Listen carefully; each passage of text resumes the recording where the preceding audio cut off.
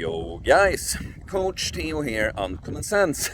I was gonna record this video yesterday, but then one little thing happened that just changed everything, and I've had quite some hectic times until just now.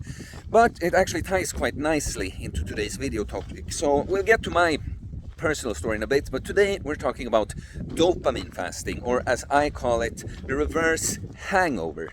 So today, 2023, instant gratifications and free rewards are just available around every corner.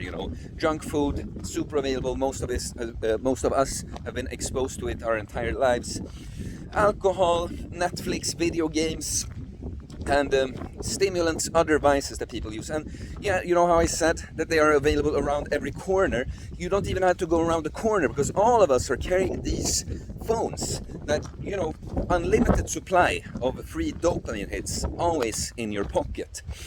So what happens is some of these things, like the phone, some stimulants, having some, less than optimal meals, sometimes maybe a glass of wine or so, all of that can be a good thing. But we find many times that we use these things, we don't even enjoy them anymore. It's just to fill a void. We just need these things to feel all right? So the radical solution to this is to do the complete opposite. Just take everything away. And look, I make the analogy with a hangover. All of these things are of course not that they come, like alcohol. You keep drinking, you get more and more drunk, you feel better and better, but then you feel worse and worse the more you drink afterwards. Some of these things of course don't act as fast. They just slowly chip away at our mental, physical and spiritual well-being. But it's a perfect analogy, because when you do a dopamine fast, it's the complete opposite. Like the less you do, the more things you take away for a longer time, the more you choose to suffer now. It's like you start with a hangover and then you feel great afterwards. So when I did this recently, right? And for me, I'm on my phone quite a bit, like most of it productive. I mean, I work on the phone, but I gotta be honest, I do the dumb scrolling sometimes too, right? And I have nicotine via snus, tobacco pouches you put under the lip, and caffeine, coffee, that I think are things that can be beneficial, but that to be honest, after having been stressed for a while, I just lean too much on it, right? So it's mainly those things that I want to get away from on the fast. But that's the thing, the more you take away, the bigger the effect is. So taking away food, that's going to be a big one for a lot of people. And like anecdotally, I've just heard a lot of people using fasting from food as a means of reducing other addiction. It seems like it can just reset dopamine baselines, not even just from the food, that just feeds into it. And in my case, I also chose to stay away from water. Not recommending, none of this is medical advice or anything. It's just uncommon sense. All right.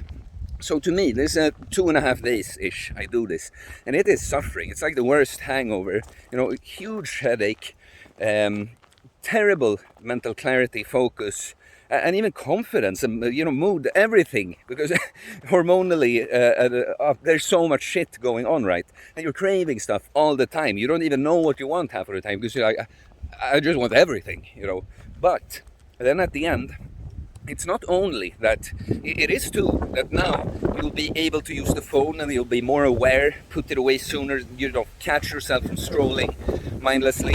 You'll be happier with a smaller hit of the stimulants in this case. But it's also, there's some kind of hormonal reset that happens through this, and it's a huge kick. Like I promise you, you're gonna be surprised if you stay away from stuff for this long, or if you have stuff that you lean on a lot, even a phone, you're gonna be surprised how well you feel afterwards. So I said in my video I did when I was talking about my experience, right, that I'm feeling good now, but I know it's a delayed effect because I've done this before, right? So yesterday I wake up and I get the delayed effect. I wake up and have the best morning ever, I'm like, I'm so excited, I'm gonna do this and this and this today. Oh look, there's a full moon outside, let's swap. I woke up at 4 a.m. sharp. Let's swap the cold shower for a moonlight swim today. And I'm walking down, I'm so happy, and I'm thinking of all of this, that if you follow the channel before, I talk about states of being. It's just the way you feel right now. Your frequency is what you frequently see, right? I'm so fascinated by all of this. I'm thinking, both enjoying myself, but I'm also thinking about, I want to do content with this. I was talking to a friend about this, I'm gonna do a video about this. Oh, I'm gonna do this, this, and this today, you know. And I go down, have my moonlight swim, but then I smashed. I dropped the phone. I smashed it, and you see, everything changed in a second. You know, I'm feeling great. I have all these plans. You know, I'm gonna go pick up a car. I'm gonna train, but you know, I'm in a foreign country. I have everything in this phone. You know, I work through the phone. I do videos through the phone. Like everything hits me at once. Like, okay, everything changed right now. You know, but the reason I'm telling you all of this is, I guess I tie this into sort of a state video, like your frequency is what you frequently see. Doing something like a dopamine fast, there's no, you know, a workout, hitting a workout, you'll feel good afterwards, right? You give yourself a little boost to your state. But, you know, the bigger the investment, the bigger the reward. So now, after having done something like this, I'm vibing so high that nothing, you know, think of it as someone being like on ecstasy, or like it's not quite that intense, but you know, drunk. You're feeling good, and it's not much that's gonna mess with your mood because it's your state from the drug in that case, right? Well, here's the opposite. Because I've taken away stuff, I've now entered this state when I am invincible. You know, yeah, I'm not happy with this. You know, it changes everything. It's a problem for me. But at times in a lower state, when I am the stim fiend, I don't know, kind of just doing this would have been, oh, this sucks, you know, I'm gonna feel very bad about it. But here I am on my reverse hangover, so I'm just like, you know, I get to it. I mean, I start texting everyone I know, telling them this, or I go to the gym and start talking to the guy there, and he tips me off with a place. He calls the place, I start benching, and then he comes like, if you go now, they can fix a new screen for you. I go, okay, right from the bench into the taxi, away, fix the phone. And long story short, all of that has worked out now. Because I was on top of it fast, phone is back. I got my car. I couldn't pick it up yesterday, but I have it now. But well, I mean, I guess I'm rambling, but you know, I'm a little upset now because I was feeling good, but it was so stressful. It kind of burst my bubble a bit, but I'm still feeling good. But the point of all of that is, you know, thanks to my reverse hangover, my perspective was so different that, you know, I could just do this. I could have done it, but you see the way I'm feeling, the way I'm handling it. The reverse hangover, guys. Don't just lean on stuff right now. Everyone wants stuff now to feel good now, and don't think of the consequences.